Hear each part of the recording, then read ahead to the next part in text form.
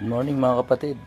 Dito tayo ngayon sa Titay Sibugay, Zamboanga del Sur.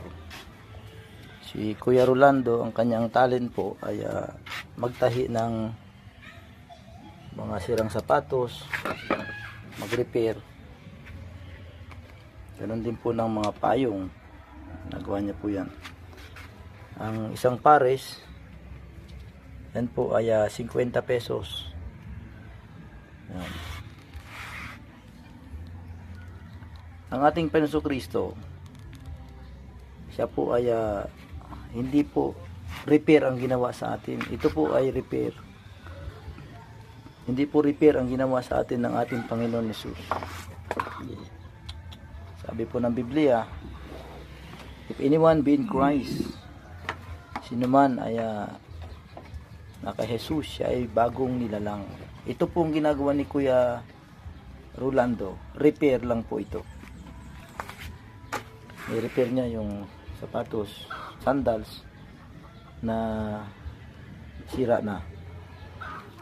Pero ang ginawa po sa atin ng Panginoon sa krus ng Kalbaryo ay hindi po ni-repair, kundi tayo po ay binigyan niya ng bagong pagkatao sa magitan po ng kanyang kamatayan doon sa krus ng Kalbaryo na katubusan po ng ating mga kasalanan.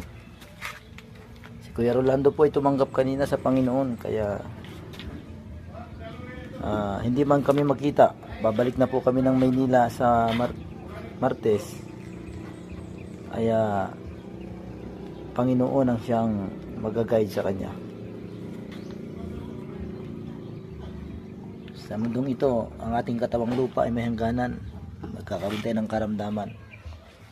Pero salamat sa Diyos, yung ating spiritual na karamdaman ay ginawa ng paraan ng ating Panginoon. Siya po ay namatay doon sa krus ng Kalbaryo 2,000 years ago upang magkaroon tayo ng tsansa sa buhay na walang hanggan. Salamat sa ating Panginoon Kristo na hindi niya po tayo ni-repair, kundi binigyan niya po tayo ng bagong buhay kay Hesus Kristo.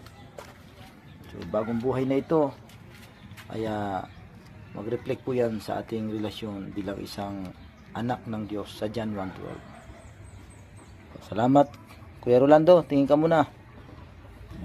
Yan, Pastor Ruel po, na-vlog kita kasi nangaan ko yung ginagawa nyo.